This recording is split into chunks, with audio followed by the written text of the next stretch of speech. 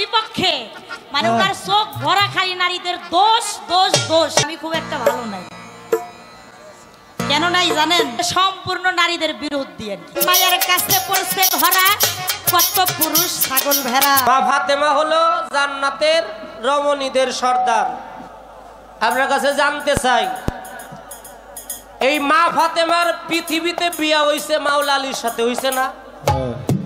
এই মা ফাতেমার পৃথিবীতে বিয়ার আগেও আল্লাহ নিজে মা ফাতেমার বিয়ে দিয়েছিল। আপনার কাছে জানতে চাই, বিয়ে দিলে দেনমোহর লাগে, লাগে না? হ্যাঁ, এটা পরিশোধ করা লাগে, এবং ওই বিয়ের মধ্যে উপহারও দেওয়া লাগে। বর পক্ষ থেকে সৌদি আরবে এখনো সেই নিয়ম আছে, মেয়েদেরকে অনেক অর্থ দিয়ে বিয়ে করতে হয়, কিন্তু আমাকে বাংলাদেশে যৌতুকের অভাব নাই।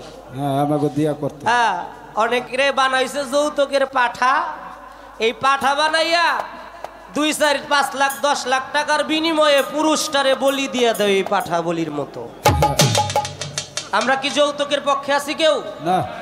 যৌতুকের বিপক্ষে আমরা সদা সর্বদাই আছি। কিন্তু অনেক নামাইয়া লোক আছে, অসল পয়সা আছে না? আগে যেমন 10 পয়সা ছিল, 5 পয়সা ছিল, অসল পয়সা 10 পয়সা কি আমি চলবো না? হ্যাঁ, 5 পয়সা চলবো? এরকম কিছু অসল নারী আছে, এগুলো চালাইবার লেগে অনেকে এই যৌতুক হাই দেই দেয় মানুষ। হ্যাঁ, গেল। আপনার কাছে জানতে চাই, আল্লাহ নিজে মা ফাতেমাকে উপহার দিয়েছিল, এবং সেখানে কাজী ছিল কে? বিয়াটা পড়াইছিল কি দিয়া? আমরা বিয়া পড়ি, মোল্লা আলেম সাহেবরা আমাদের কি বিয়ে পড়ায় না? মসজিদ ঘরে অথবা বাহিরে পড়ায়। তো এখানে তো বিয়ের মধ্যে কিছু কার্যকলাপ আছে, ক্রিয়াকর্ম আছে না? আপনার কাছে জানতে চাই, মা ফাতেমার বিয়েটা কাজী ছিল কে, উকিল ছিল কে, এবং সাক্ষী ছিল কে, দেনমোহর ছিল কি, এবং কি দিয়ে আল্লাহ ফাতেমাকে উপহার স্বরূপ কিছু দিয়েছিল? এটা হলো ভালো সাইড, একটা গুণ কইব। এই ভাই বাজায়েন না ভাই, এটা হলো নারী গুণ। আর নারীদের গুণের বাইরে একটা গুণ, বেহেশতের মধ্যে যখন আদম এবং হাওয়াকে আল্লাহ বিতরিত করলো, আল্লাহ আদমকে 5টা অভিশাপ দিয়েছিল। 5টা অভিশাপ দিয়েছিল, প্রশ্ন করে নাই, বলার দরকার নাই। কিন্তু আল্লাহ পাক নিজে হাওয়াকে 10টা অভিশাপ দিয়েছিল। কি কইলাম প্রশ্নটা? হ্যাঁ, ওইখানে এই বিয়ার দেনমোহর সবকিছু চলতেছে। আল্লাহ পাক নিজে কি করলো? মা হাওয়াকে 10টা অভিশাপ দিয়েছে। নারী গো যদি এত গুণ থাকে, আল্লাহ অভিশাপ দিল কে? আপনি একটু কইবেন। আর এই 10টা অভিশাপ কি দিয়েছিল আল্লাহ, এটা একটু কইবেন। আজকে নারীর গুণ কোথায় আছে? আমি নারীদেরকে শ্রদ্ধা করি, কারণ আমিও কোনো একটা মায়ের গর্ভে জন্ম নিয়েছি। আমি মাতৃ দিক থেকে আমার মাকে শ্রদ্ধা করি। আমার মায়েদের যারা বংশ, যারা প্রকৃত নারী, যারা পুরুষ অনুগামী নারী, যারা পুরুষের কাছ থেকে মুক্তির ব্যবস্থা খুঁজে নেয়, আমি সেই সব নারীদেরকে ভক্তি করি, মান্যতা করি, শ্রদ্ধা করি, তাদেরকে মাথায় রাখি। তো যাক, ভালোই আছেন আপনারা, তবে আমি খুব একটা ভালো নাই। কেন নাই জানেন? আজকের যে পুরুষ, এটা মানে সম্পূর্ণ নারীদের বিরুদ্ধে আর কি। আচ্ছা, আমি প্রথম স্টেজে গান করছি, দাঁড়ায় পুরুষদের বিপরীতে বিপক্ষে একটা কথা বলছি। আপনারা সাক্ষী দেন, বলছি একটা কথা। আমি যতটুকু বলছি গুণী বলছি, বা আমার মাধুর্য নিয়ে আমি গান করছি। কিন্তু উনি এমন জাতেরই পুরুষ, প্রশ্ন করছিলাম যে আজকে কোন জাতের পুরুষ হয়ে গান গাইবেন। কারণ আপনার এই স্বভাবে আমার আর প্রশ্নের উত্তরেরও দরকার পড়ে না, কারণ আপনার স্বভাবে আমি বুঝে গেছি আজকে আপনি কোন জাতের পুরুষ। আর মঞ্চে দাঁড়াইয়া এই যে নারীদের বিপক্ষে, মানে ওনার চোখ ভরা খালি নারীদের দোষ দোষ দোষ, গুণ বলতে কোনো কিছু নাই। আসলে যিনি প্রকৃত দোষী, সে তো দোষী খুঁজবে। গুণী হইল গুণ খুঁজে আর দোষী জন্ম বইরা খালি দোষী কারণ সে তার চোখে একটা নারী যতই ভালো কর্ম করুক যতই ভালো থাকুক সে কখনো ভালো দেখবে না কয় নারী গো জাত স্বভাব বেকার আপনার চোখই তো বেকার কেননা একটা নারী যতই সোজা পথে চলুক না কেন আপনার তো এটা ভালো লাগে না ওটার পেঁয়াজ দিয়ে আপনি বেকা পথে নিয়ে যাবেন বুঝাই দোষ বেড়াই বলতে বলবেন এক কথা সেইটাই করবো কইবে এটা করলি কেন মানে যেটা করবো এইটা করলি কেন মানে দাঁড়ায় এই দোষ তাহলে এই পুরুষের কি আর হইব সর্বদা তো খালি দোষ খুঁড়েই বেড়া তাহলে দোষীর চোখে সর্বদা দোষ বাহির হয় কিন্তু যিনি গুণী প্রকৃত সে কখনো দোষ খুঁজে বেড়ায় না যদিও দেখা যায় তার স্ত্রী একটু আঁকা বাঁকা পথে চলে তার ব্যবহার দিয়া তার গুণ দিয়া তাকে উল্টারও ভালো পথে পরিচালনা করে তিনি প্রকৃত পুরুষ তিনি প্রকৃত মহা পুরুষ আর এই যে তারা দোষ খুঁজে বেড়া এরা তো স্বামী না স্বামী নামের আসামি বুঝাইতে পারলাম কয় আজকে নারীদের যে গুণ আছে মানে গুণ তো না বিপরীত মানে যা দোষ আছে সব বাইরে কয় নারীত্ব আজকে দেখে দিব হইছে আরে নারীর যে কি নারীত্ব এই নারী শক্তি কি বিষয় সেই বিষয় সম্পর্কে যদি আপনার কোনো ধারণা কোনো বিষয়াদি আপনি বুঝতেন তাহলে এতগুলা কথা আপনি দোষ ধরতেন না আপনি গুণটাকেই খুঁজে বেড়াইতেন কয় টিকটক কয় নারীগুলো পর্দায় থাকতেই গো সেই নারীরা মেকআপ করে টিকটক করে এমন এমন ব্যাপার স্যাপার করে ভাইরাল হওয়ার লেগা ভিউয়ার্স বাড়ানোর জন্য খালি নারী গোটা দেখলেন পুরুষ গোটা দেখলেন না নারীদের পর্দায় থাকতে কইছে পুরুষ গোকে ল্যাংটে ঘুরতে কইছে নাকি কি বলেন আপনারা পুরুষদেরও শালীনতার মাধ্যমে থাকতে হবে নারীদেরও শালীনতা পরিসমাপ্তি সীমারেখা দিয়ে দিছে পুরুষদের একটা সীমারেখা দিয়ে দিছে কেননা আমার আল্লাহ পাক তিনি কখনো সীমা লঙ্ঘনকারীকে পছন্দ করে না এখন নারী টিকটক করে দোষ হইলে পুরুষরা টিকটক করে না ফেসবুক খুলে বর্তমান তো সোশ্যাল মিডিয়ার যুগ দেখবেন কিছু কিছু পুরুষ ওই তো প্রকৃত পুরুষ না মানে ওটা যে কি কম ওই ভাষায় আমি খুঁজে পাইতেছি না ওরা এই প্রকৃত পুরুষ কিন্তু পুরুষ হইয়াও কি করে এই নারীদের কিছু ড্রেস আপ করে এটা পইরা এমন ভাবে নোংরা করে ভিডিও ওরা ছাড়ে ওরা ভাইরাল হওয়ার জন্য এগুলা করে তাহলে নারীরা টিকটক করে এটা দেখলেন এই পুরুষ গোটা দেখলেন খালি নারী গোটা কইলেন পুরুষ গোটাও যদি কইতেন তাহলে বুঝতাম আপনি ভালো কারণ উভয়েরটাই কইছেন খালি একতরফা দেখতেছেন এতেই বোঝা গেল আপনার ভেতরে আর্সেনিক আছে আপনার ভেতরে আর্সেনিক আছে আর যদি বলতেন যে না নারীদের ভেতরেও দোষ গুণ নিয়ে আছে পুরুষের ভেতরেও দোষ গুণ নিয়ে আছে তাইলে বোঝা গেল আপনি প্রকৃত পুরুষ খালি নারীকে দোষটা খুঁজতে বেড়াইতেছেন আর পুরুষরা কি আকাম কোকাম কইরা বেড়ায়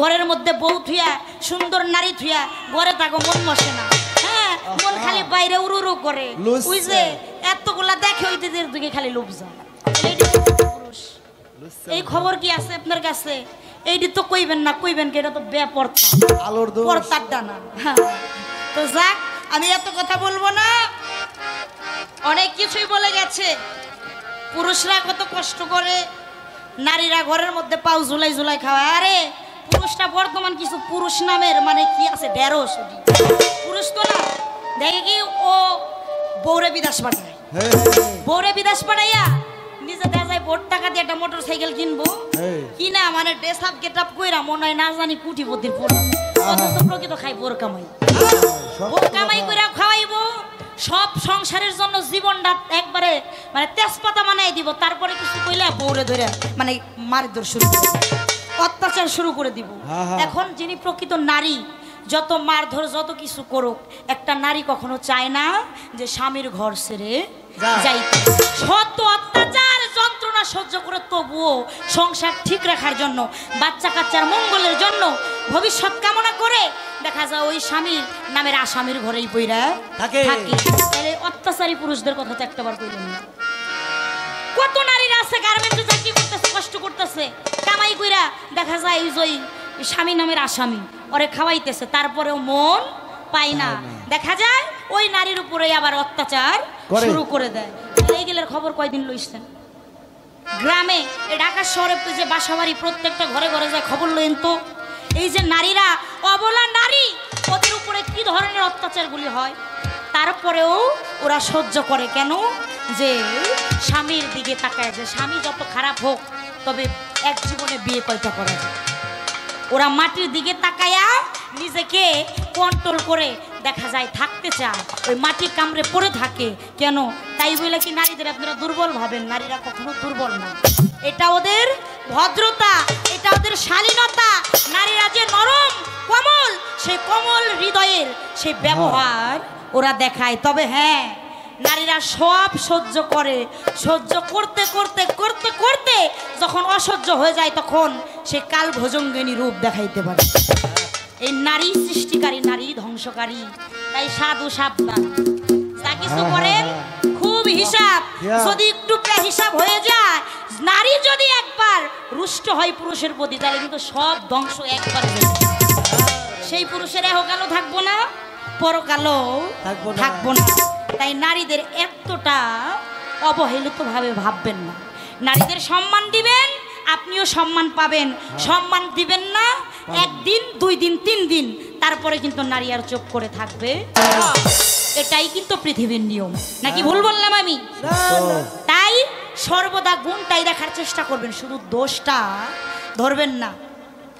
তো আগে একটা গান আপনাদের শোনাই। প্রশ্ন করছে, প্রশ্নের জবাব আমি আস্তে আস্তে দিব। হ্যাঁ, কয় নারী যদি স্বামীর পাও ধরে থাকে সে জান্নাত পায় যায়। আল্লাহ কইছে, কি কইছে? যে আমার পরে কাউরে যদি সেজদা দিতে কইতাম, তাহলে কি কইতাম? যে স্বামীর পায়ে সেজদা করো। এটা খারাপের কি হইল? স্বামী সে সম্মানী ব্যক্তি, যিনি প্রকৃত স্বামী। স্বামীর সেবা করলে, স্বামীর পায়ে যদি সেজদা করে, তাহলে সেই নারী কি প্রকৃত ছোট হয়ে যায়? কখনোই হয় না। স্বামীকে সেবা করবে, হ্যাঁ, স্বামীর আদর যত্ন করবে, এটাই তো একটা নারীর ধর্ম। তবে এখন স্বামীর সেবা করবো দেখে এখন স্বামী যে লঙ্কায় যায় হনুমান সাজ্যে যাইব, তা কিন্তু চলবো না। ওই নারীর প্রতিও তার সেই সহানুভূতি, আদর, সম্মান, শ্রদ্ধা উভয়ের প্রতি থাকতে হবে। খালি একতরফা নিজেরটা বুঝছেন না, অপরেরটাও বুঝছেন। তাই নারী এমন একটা বস্তু, নারী ধ্বংসকারী, নারী সৃষ্টিকারী, নারী সব কিছুই পারে। এত বড় বড় কথা, শেষে মেশে এই নারী ছাড়া পুরুষের কোনো গতি নেই। এই যে এত পুরুষের বাজার মিলাইলেন, জায়গায় দেখেন গে সব কিছু বাদ দিয়ে লাস্টে ওই মোল্লার তোর মসজিদ পর্যন্ত ওই ঘরে থুই আইস, ওইটার কাছে সবাই ধরা। ওইটা ছাড়া গতি কারণ নাই।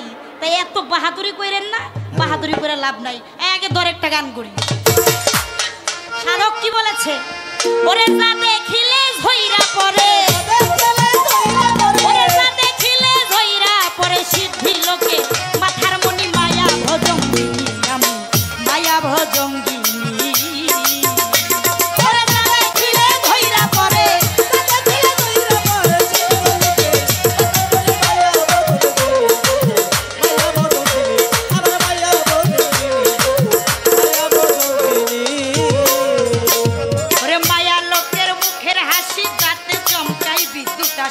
ধরতে গেলে কাছে আসি, ব্রেথাই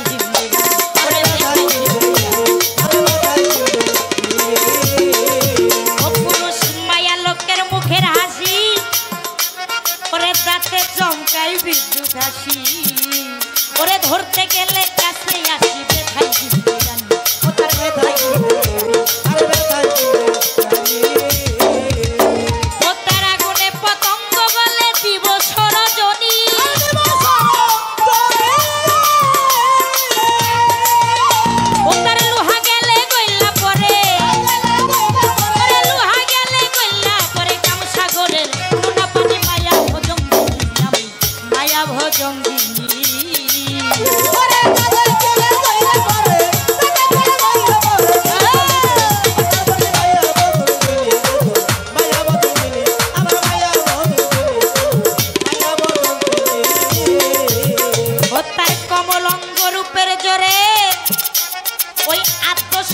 অর্জন করে। ওরে ভোলা না দেখাইয়া জানে হইয়াছে অজ্ঞান, ওরে হইয়াছে তার কমলঙ্গ রূপের জোরে আত্মশক্তি অর্জন করে। ভোলা না দেখাইয়া জানে হইয়াছে অজ্ঞান, ওরে হইয়াছে মায়ায় অসুর পশুর ধ্বংস করে, ধরিয়া কাল খনি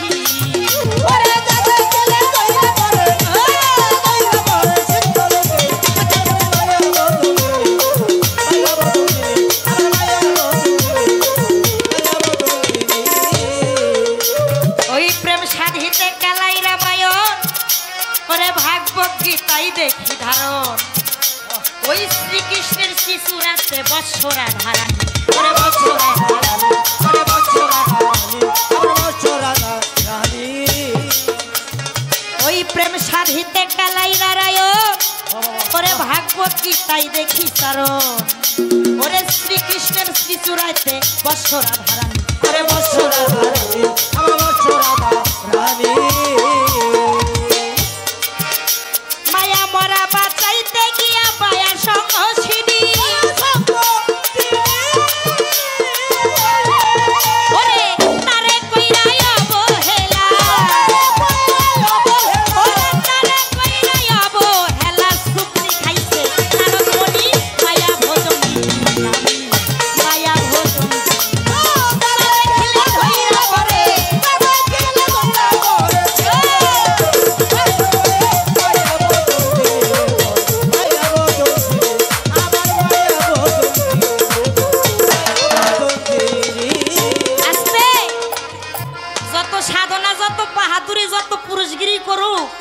অবশেষে ওই জায়গায় ধরা হ্যাঁ যা দেখিলে জয়রা পরে সিদ্ধি লোকের মাথার মনি মায়া ভোজঙ্গিনী আমি মায়া ভোজঙ্গিনী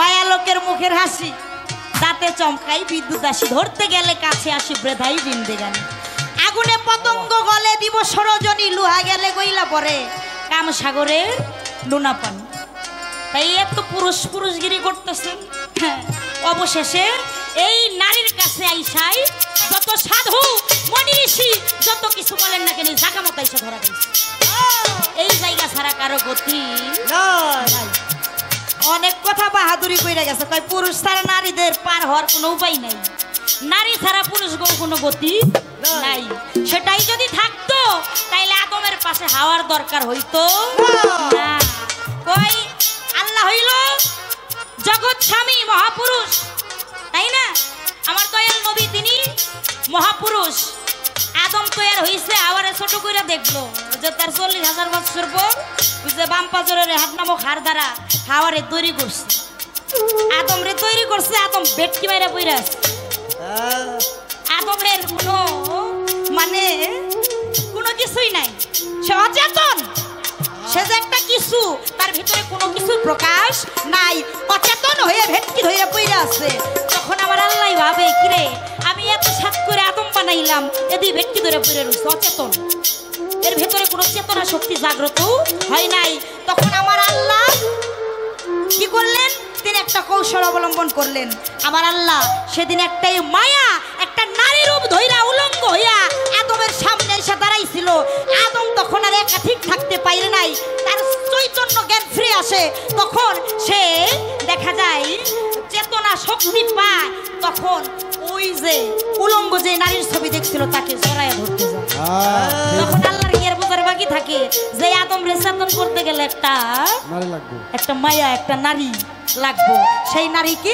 হাওয়া এখন খুব কায়দা করে তো কইলেন যে বাম পাজরের রেহান নামক হার দ্বারা আদম তৈরি হয়েছে পর্দারটা কিন্তু আপনার এই অচেতন্য এই বিষয়টাকে চৈতন্য করার জন্য সেখানে হাওয়ার প্রয়োজন হয়েছে এটা আপনাকে সুবিধা হচ্ছে এখানে হাওয়ার কোনো সুবিধা ছিল না আপনার সুবিধার জন্য হাওয়ারে আল্লাহ তৈরি করে দিছে হ্যাঁ তা না হইলো ভেটকি ধরে পড়ে থাকা লাগতো এই চৈতন্য শক্তি আর কোনো দিন ফিরা আসতো না গান গাও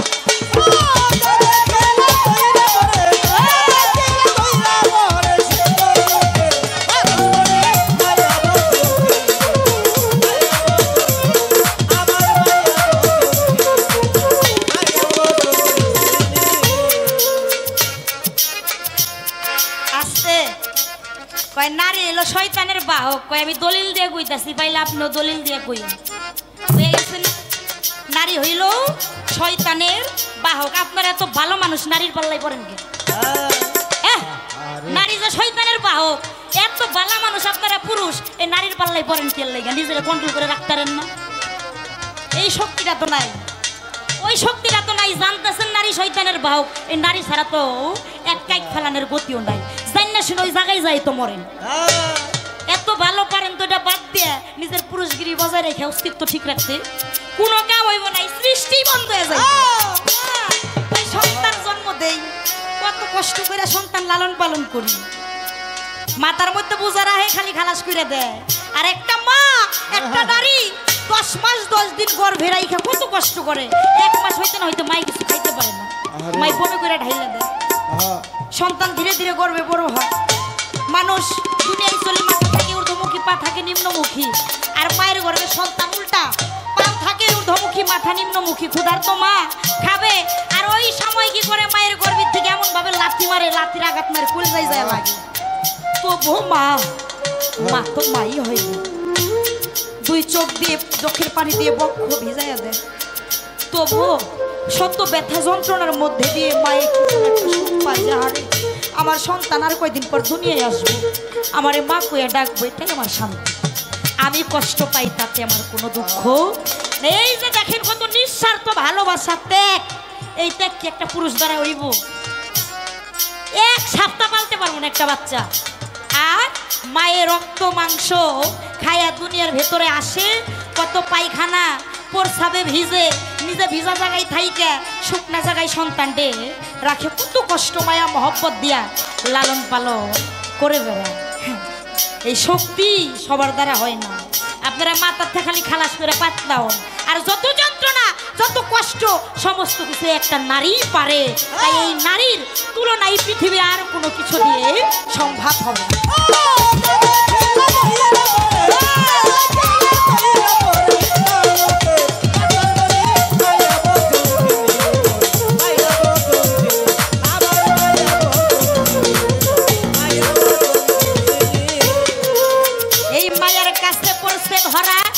কত পুরুষ ছাগল ভেড়া হইয়া সব দিশে হারা হইয়াছে অজ্ঞানী, ওরে হইয়া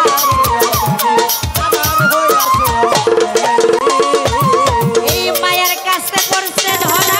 কত পুরুষ ছাগল ভেড়া হইয়া সব দিশে হারা খাইছে ভুলা পানি, ওরা খাইছে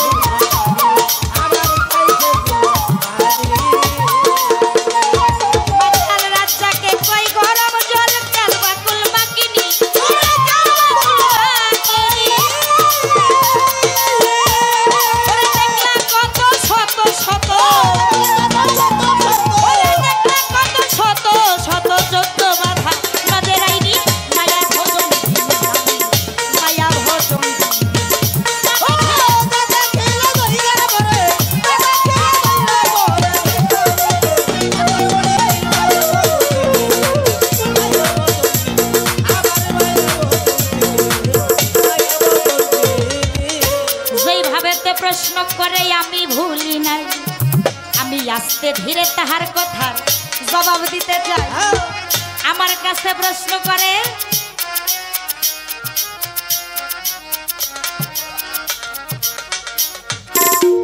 আস্তে রাখ।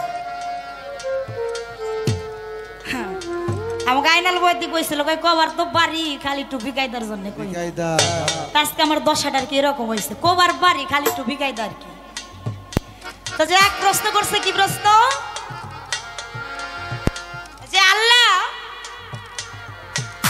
আমার মা ফাতেমার এই দুনিয়ার বুকে বিয়ে হয়েছে, এই যে এখানে আর একটা পয়েন্ট সে ধরছে। আমি বলছি যে মা ফাতেমা হইল এই জান্নাতে নারীদের সর্দারনি, আমার আল্লাহও তাকে মা বলে ডাকছে। আমি একটু গুণকীর্তন গাইছি, তাতে তার হয় নাই। সে কি বলে? কয় মা ফাতেমারে যদি মা কয় তাহলে হযরত আলী মাওলা আলী কি বাবা হয় না? হ্যাঁ বাবা হয়, ভালো। তবে মা ফাতেমারে আল্লাহ ডাইরেক্ট মা ডাকছে, কিন্তু হযরত আলী আল্লাহ ডাইরেক্ট বাবা ডাকে না, ডাকে নাই। বাবা হয়, রিশতায় সম্পর্কে হয়, যেহেতু মা তাইলে যেহেতু তার স্বামী বাবা। কিন্তু হযরত আলীকে আল্লাহ ডাইরেক্ট বাবা ডাকে নাই, কিন্তু মা ফাতেমাকে ডাইরেক্ট জগতের মা কইয়া ডাকছে, ডাইরেক্ট জগতের মা কইয়া ডাকছে। তাই এই জন্যই বলছিলাম আমার আল্লাহ ডাইরেক্ট জগতের মা মা ফাতেমাকে ডাকছে। আর এই সারা আমার আল্লাহ মা কয়ে ডাকছে বিধায় আদৌ পর্যন্ত এই পৃথিবী যতদিন আছে সারা জীবন কিয়ামত পর্যন্ত আমার মা ফাতেমাকে সকলেই ডাইরেক্ট ফাতেমা ডাকবে না, ডাকার আগে বলবে মা ফাতেমা। মা ফাতেমা খাতুনে জান্নাত মা ফাতেমা, কিন্তু মাওলা আলীরে কিন্তু বাবা আলী ডাকে না। কেউ ডাকে? সবাই ডাকে হযরত আলী, মাওলা আলী। নাকি ভুল বললাম? মাউল আলীকে কিন্তু ডাইরেক্ট বাবা কেউ ডাকে না, বলে হযরত আলী, মাউল আলী। কিন্তু আমার মা ফাতেমাকে ডাইরেক্ট মা আগে ডাইকে তারপরে বলে ফাতেমা। কেন? এখানে আমার আল্লাহ স্বয়ং সেই সম্মানটা আমার মাকে দিছে বিধায় আজ অবধি পৃথিবীতে সেইটা হয়ে গেছে। আমারে কয় খালি আগা দেখেন না তোলাই হাত দিয়েন, আপনিও তোলাই হাত দিয়েন, খালি আন্দাজি কুন্দাজি ওই মিলাইলেই চলবো না, আগে বুঝতে হইব। হ্যাঁ, সম্পর্কে বাপ বানায় দিলেন, কিন্তু এই দুনিয়ার বুকে বাপ কয়জনে রাখেন? হ্যাঁ, তাকে সে পাক পাঞ্জাতনের একজন অংশ, তাকে ভক্তি করি, শ্রদ্ধা করি, সম্মান করি, ভালোবাসি, ঠিক আছে। তবে ওই যে আমার মা ফাতেমার থেকে একটু, কেননা আমার আল্লাহ তারে মা ডাকছে আর তারে ডাইরেক্ট বাবা ডাকে নাই। এই জায়গাটাই আমার কথাটা প্রশ্ন কি, মা ফাতেমার বিয়া দুনিয়ার বুকে তো মাউল আলীর হাতে হইছে, তাহলে আলমে আরওয়া রুহানিয়াত জগতে মা ফাতেমার আল্লাহ নাকি বিয়া দিছিল। সেটা কার সাথে? উকিল কেরা, কাজী কেরা, ঘটক কেরা, উপহার বকশিস পুরস্কার কি দেন, মোহর কি? আসলে আমি দলিল মোতাবেক যতটুকু পেয়েছি, এই যে আলমে আরওয়া রুহানিয়াত জগতে ওইখানে বিয়া দিলে এই জায়গায় উকিল, ওই যে মুন্সি, কাজী, এইগুলা কোনো কিছু এই দুনিয়াবি যে একটা রীতি রেওয়াজ এটার দরকার হয় না। সে আলমে আরওয়া এই দুনিয়ার বুকে যে বিয়া হয়, ওই রুহানি জগতে যে রুহুর সাথে যেই রুহুর বিয়া হয়, ওইখানে লিখিত থাকে এই দুনিয়ার বুকে এসে তার সাথেই তার বিয়া হবে। এই জন্যই বলছিল জন্ম মৃত্যু বিয়ে এটা আল্লাহর হাতে, কেননা আল্লাহ আগেই লিখে রাখে। তাই ওখানেও মাওলা আলীর সাথে সে আলমে আরওয়ার জগতে বিয়েটা হয়েছিল। হ্যাঁ, আর একটা কথাই আমরা জানি যে একটা গানে আছে যে কোন প্রেমের দায় মা ফাতেমা সাইকে করে প্রতিভজনা। এটা হচ্ছে গুরু ভক্তের একটা ভাবের জগৎ, সেখানে ওই পতি আর স্বামী দুইটা আলাদা বিষয়। তবে ওই আলমে আরওয়ার জগতে যে বিয়েটা, সেটা ওই মাওলা আলীর রুহানির সাথে মা ফাতেমার রুহানির সাথে বিবাহটা হয়েছিল। তাই তো দুনিয়ার জগতে আইসাও হয়েছে। তো এখানে এই যে মহারানা রুহানিয়াত জগতে বিবাহের যে বিষয়টা, ওই যে 11 বার আমার হুজুরে পাকের নামে দরুদ ছড়বে সমস্ত মহারানা, বাবা আদম মা হাওয়ার বিয়েতেও যেমনটা হয়েছিল ওখানে একই নিয়ম। হ্যাঁ, এভাবেই আসছে। তো এর চাইতে আরও যদি কোনো দলিল বিষয়াদি আপনি জেনে থাকেন সেটা বলবেন, আমার কোনো সমস্যা নাই। আর একটা প্রশ্ন আমার কাছে করে গেছে, সেটা কি, আমার যে বেহেশতে জান্নাতে বাবা আদম মা হাওয়াকে তৈরি করে জান্নাত আল্লাহ রাখলো নাকি? তারা তো অমরত্ব, তখন জান্নাতে যখন ছিলেন তারা অমর ছিলেন, কিন্তু গন্ধম খাইতে নিষেধ করলো, গন্ধমটা খাইলো, আর আল্লাহ বেজার হইয়া ওই 10টা অভিশাপ দিল। উনি একটু পর্দা করে বানাইছে কি, যে বাবা আদম রে দিছে 5টা আর মা হাওয়ারে দিছে 10টা। আসলে বিষয়টা তা না। গন্ধম খাইলো কে? আদম। কেন আদমকে গন্ধম খাইতে নিষেধ করছিল? আদম খাইছে, এই জন্য আল্লাহ বেজার হইয়া আদমের উপরেই 10টা অভিশাপ ন্যস্ত করেছিলেন। এখন তার ওই যে অর্ধেক স্ত্রী, এখন অর্ধেক স্ত্রী অর্ধেক অঙ্গ হওয়ার কারণে ওই স্বামীরটা মা হাওয়ার উপরেও বর্তাইছে, কিন্তু ডাইরেক্ট মা হাওয়ারে দেয় নাই। ওই যে বাবা আদম রে দিছিল বিধাই ওই স্বামীর অংশটা তার উপরে বর্তাইছে, এই জন্য 2 জনের উপরেই 10টা অভিশপ্ত, মানে আল্লাহ পাক সে বেজার হয়ে দিয়েছে। সেটা কি? প্রথম নাম্বার, জান্নাতে ছিল অমরত্ব ছিল, তাদের মৃত্যু নাই, কিন্তু যখন এই দুনিয়ায় আসলো জান্নাতে থাকতে পারল না, তখন তাদের মৃত্যু, অমরত্ব নষ্ট হয়ে গেল। তারপরে জান্নাতে ছিল তাদের আহার ছিল না, নিদ্রা ছিল না, ঘুম ছিল না, পায়খানা পেশাব কোনো কিছুই ছিল না, কিন্তু যখন দুনিয়াতে আসলো এই সমস্ত বিষয়গুলো তাদের হয়ে গেল, তৈরি হয়ে গেল।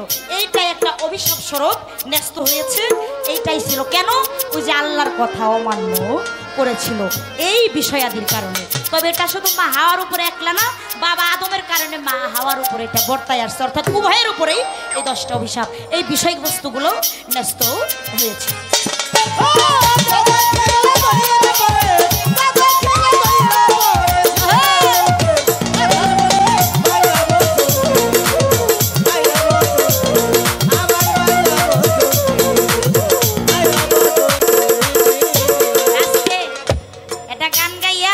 শ্রমিক ভাইদের নিয়ে যে লিখছিল গানটা গাইলো, শোনাইলো আপনার ঘরে। আবার আপনাকে মানে খুশি করার লাইগা কি কয় জানেন কি? কায়দাটা জানে কি আজকের পুরুষে কয়, আপনারা যারা শ্রমজীবী প্রবাসে যান কত কষ্ট করেন, মাথার ঘাম পায়ে ফেইলা, শরীরের ঘাম পায়ে ফেইলা টাকা উপার্জন করেন, আর এই টাকার প্রতি ঘরের স্ত্রী গো মহব্বত নাই, আরামে আরামে মসমসায় ভাঙ্গে আপনাদের প্রতি একটু মহব্বত নাই। যত কইছে কইছে না পর্দা মতো কয়ে গেছে। অথচ দেখা যায় একটা নারী যে কত হিসাব করে চলে, মাসিক দেখা যায় তুলা দুধে পোলাপ আছে, ওই দেখা যায় বিদেশ করে কেউ 5,000 এই মাসের জন্য 5,000 খরচ দিলাম, বাচ্চা তো 2-3টা আছে, নিজের খরচ আছে, বাপ মা আছে নাকি, শ্বশুর শাশুড়ি বাপ মা পোলাপান এত কিছু নিয়ে এই 5,000-10,000 টাকা আজকালকার দুনিয়ায় কিছু হয়। একটা নারী কতটা হিসাবকারী দেখেন, কতটা বরকতময়। দেখা যায় 5,000-10,000 টাকা দিয়া শ্বশুর শাশুড়ির ওষুধ পানি, তাদের খাওয়া দাওয়া, সংসারের খরচ, বাজার খরচ, পোলাপানের জামা কাপড়, ওষুধপত্র, আর নিজেরও তো কিছু খরচ আছে। এই সমস্ত কিছু নিয়ে দেখা যায় সংসার সে চালনা করে, আবার এর ভিতর থেকে আবার কিছু জমাও করে, কিছু সঞ্চয় করে জমা করে যখন বাড়ি আসে 10 বছর 5 বছর পর, তখন কয় এই যে আমি একটা কিছু তো করে খাওয়া লাগবো দেশে আইসা নাকি, তখন ওই যা নিয়ে আসে তাতে তো হয় না, কয় এই দেখো আমার কিছু সঞ্চয় আছে, এইগুলা নিয়ে মিলাই দিলে একটা কিছু করো। এই নারী সহে বাজে না, কেরা ওই যে লুটাইলো বাংলো খালি এটাই চোখে বাজে। কিন্তু যে নারী কত কষ্ট করে স্বামীকে সঞ্চয় করে স্বামীর ভবিষ্যৎ আর উজ্জ্বল করে দেয়, স্বামীর সংসারে উন্নতি করে দেয়, এই নারীর কথা মনে আইব না। এই তো বুঝছে, এই সে পুরুষের মতো পুরুষ, সংসার তো সুখের রমণীর গুণে হইব, পুরুষের গুণে কি হয় নাকি? তাইলে একটা রমণী এই সংসারের জন্য তাদের জীবনটা বাজি রাখে। একটা পুরুষের জন্য বাবা মা আত্মীয় স্বজন কাছের মানুষ ত্যাগ করে সারাটা জীবন তার বাড়ি বান্দিগিরি করে, হ্যাঁ, তার সংসারের জন্য সারা জীবনই শেষ দিয়ে দেয়, তারপরেও স্বামীর মন পাওয়া যায় না, এদের চোখ আবার এদিক সেদিক কোন ইচ্ছা করে দিল। তাহলে এই পুরুষের বিচারটা কি দরকার, এটা আপনাদের কাছে আমার রইল। গান করে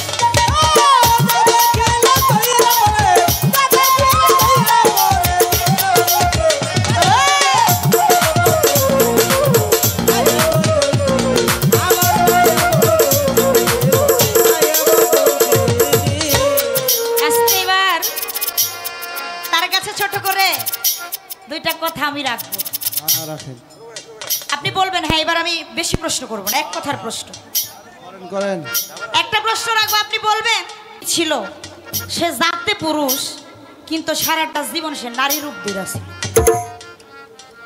সে কিন্তু প্রকৃত পুরুষ, মায়ের গর্ভে থেকে জন্ম নিচ্ছে পুরুষ, কিন্তু সারাটা জীবন নারীর ভেষ ধরে জীবন যাপন করে গেছে। আমি জানতে চাই তার সমস্যাটা ছিল কি, তার অভাবটা ছিল কি, যে একটা পুরুষ থাকা সত্ত্বেও নারীর ভেষ ধরে সারাটা জীবন পার করে গেল। সেই পুরুষটাকে তার নাম কি, আর এই নারীর ভেষ ধারণ করার কারণটা আসলে কি? একটাই থাকবে নাকি আর একটা রাখবো, কি বলেন? আর একটা প্রশ্ন ছোট করে রাখি নাকি? আর একটা প্রশ্ন আমি রাখবো, আপনি বলবেন এমন একজন পুরুষ ছিল, তার ঘরের স্ত্রী, বৈধ স্ত্রী, কিন্তু দেখা যায় তার সাথে সে মিলনে গিয়ে এমন একটা কর্ম করে, এই কর্মের কারণে সে মৃত্যুবরণ করে। আমি জানতে চাই এই পুরুষটাকে তার কর্মটা আসলে ছিল কি, যে স্ত্রীর সাথে মিলনে গিয়ে সে মারা গেল। এখানে তার কর্ম মানে তার দোষটা এটা ছিলটা কি, কারণটা কি, আপনি একটু বলবেন। সেই পুরুষের নাম কি, আসলে ঘটনাটা কি? এই দুইটা কথা রইল, আশা করি চমৎকার জবাব। মায়া ওই যে আমি মা ফাতেমার গুণকীর্তন করেছিলাম, সে বলেছে যে তৈরি হইছ পুরুষের বাম পাজরের হাড় দ্বারা, মানে সেই নারীর সে কোনো একটা কিছু মনেই করে না। আসলে এটা তো অনেক পরের কথা, আপনাদের কায়দা মতো পর্দা মতো কইতাছেন। আসলে নারী আর পুরুষ যে আমরা এক জায়গায় ছিলাম সেটা কি আপনি জানেন? আপনি কি কইলেন? আল্লাহর নূরে নবী পয়দা, নবীর নূরে কুল কায়নাত, মোহাম্মদী নূর ঝরলো। এই যে যে নবী নূর পয়দা, হ্যাঁ, এই যে 364 কারের মধ্যে প্রধানত 12টি কারের কথা বলেন, অন্ধকার, ধন্ধকার, গোকার, নৈরাকার, আকার, সাকার, এই দীপ্তকার, এই যে এত কারের খবর লইলেন, এই কারের মধ্যে যে এই খবরের ওই জায়গার মধ্যে যে একটা নারী আসছিল তা কি জানেন? সেইটার খবর জানেন না। তো সেখান থেকে, সেই সৃষ্টির থেকে এই নারী কোথায় ছিল, এই নারীর কি ক্ষমতা, এই নারী সাধারণ বিষয় না। সেই সৃষ্টির থেকে একটা গান আপনাদেরকে আমি শোনাবো, তাহলেই বুঝবেন এই নারীর মহিমাটা আসলে কি। ওই পাকেতে পাকজাতন হইয়া, পাকেতে পানজাতন হইয়া ছিলাম ওই আকাশের গায়ে, নারী পুরুষ ছিলাম আমরা এক জায়গা।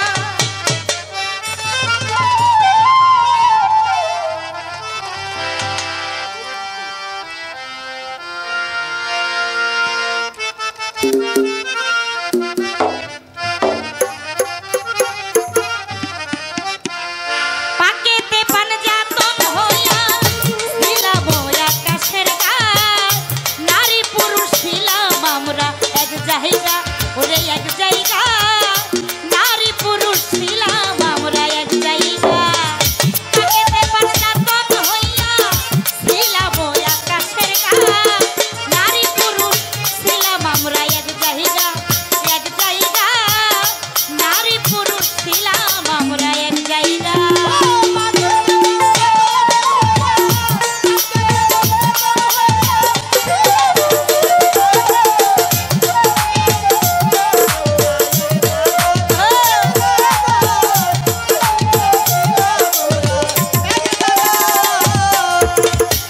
বারোকারে হইল সৃজন, যেথা নারী ছিল একজন, বারোকারে হইল সৃজন, যেথা নারী, ওরে বারোকারে হইল সৃজন, যেথা নারী ছিল একজন, পুরুষেতে হইয়া মিলন,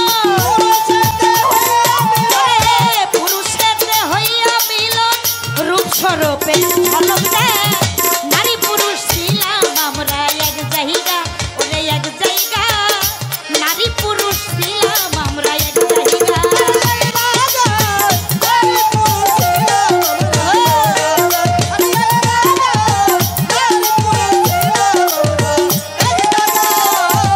ওরে চারজন পুরুষের সাথে একজন নারী ছিল তাতে, চারজন পুরুষের সাথে, চারজন পুরুষের সাথে একজন নারী ছিল তাতে, মানব রূপেই ধরাতে,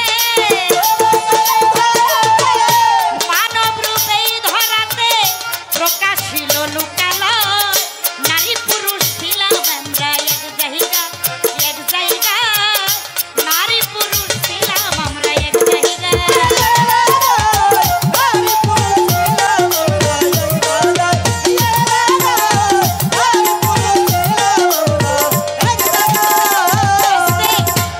খেয়াল করবেন খুব, কারের থেলইছে এইবার। পাকেতে পানজাতন হইয়া ছিলাম ওই আকাশের গায়ে, নারী পুরুষ ছিলাম আমরা এক জায়গা। হ্যাঁ, কোথায় ছিলাম? বারোকারে হইল সৃজন, যেথা নারী ছিল একজন, পুরুষেতেই হইয়া মিলন, রূপস্বরূপে ঝলক দেয়। চারজন পুরুষের সাথে একজন নারী ছিল তাতে, মানব রূপে এই ধরাতে প্রকাশিল লোকালয়। দেখা যায় এই বারোকারে যখন ডিম্বুকারে ছিল এই পাকে পানজাতন, ওই ডিম্বুকারে ওই ডিম্বুটাই ছিল আমার সেই জগতের মা ফাতেমা। এই ডিম্বের ভেতরে সেখানে কি ছিল? দেখা যায় কুসুম রূপে ছিল আমার দয়াল নবী। হ্যাঁ, তার বিজল রূপে সেখানে ছিল স্বয়ং মাওলা আলী, তার পর্দা রূপে ছিল ইমাম হাসান হুসেন আলাইহিস সালাম, এবং জান শক্তি রূপে ছিল স্বয়ং আমার খোদা নিজেই। আর তার সেই ডিম্বু আবরণটা সেটা ছিল কি আমার জগৎ জননী বা ফাতেমা। তাইলে যে পাক পানজাতন সত্তার যে বাহাদুরি করেন, দয়াল নবী মহাপুরুষ, মাওলা আলী মহাপুরুষ, সবাই মহাপুরুষ মানলাম, কিন্তু শেষে মেশে আসছিল আমার মা ফাতেমার ভিতরে। ওই জায়গাতেই বাইরে হয়েছে, এই মা ফাতেমার মধ্যেই আশ্রয় নিচ্ছে। তাহলে এই মা ফাতেমা, এই নারী শক্তি কি শক্তি, এই বিষয়টাকে বুঝতে হবে। বাহাদুরি কোন জায়গায় যায় করেন, অনেক কিছু সব ঠিক আছে, কিন্তু এই মা ফাতেমার ওই ডিম্বুকারে ওই গর্ভের ভিতরেই চারজন, শুধু তাই না আমার ক্ষুধা ও জান শক্তি রূপে লুকায়িত ছিল। তাইলে নারী এমনই একটা ভাণ্ড, এমনই একটা পাওয়ার, এমনই একটা শক্তি, সেটা আমার আল্লাহ থেকে স্বয়ং পাইছে। হ্যাঁ, এই তো বুঝছে। তাই তো বলেছে যে নারী পুরুষ একই জায়গায় ছিলাম, উল্টা ছিলাম কিভাবে? সবগুলারে আবরণ দিয়া দেখা যায় জায়গা মতো, দেখা যায় স্থগিত করে রেখেছিলাম। এটা একমাত্র একটা নারী শক্তির পাওয়ার, অন্য কিছু দ্বারা সম্ভব না।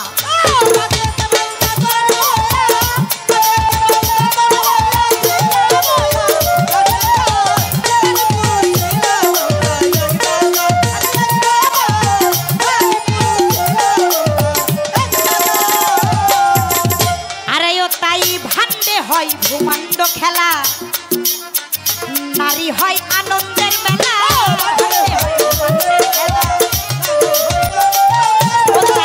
ভান্ডে ভান্ডে হয় ভূমান্ডের খেলা, নারী হয় আনন্দের মেলা। কখন শান্তি কখন জ্বালা, নারী কখন শান্তি কখন জ্বালা, ভেবে তাই হাসানে নারী পুরুষ ছিলাম আমরা এক জায়গা।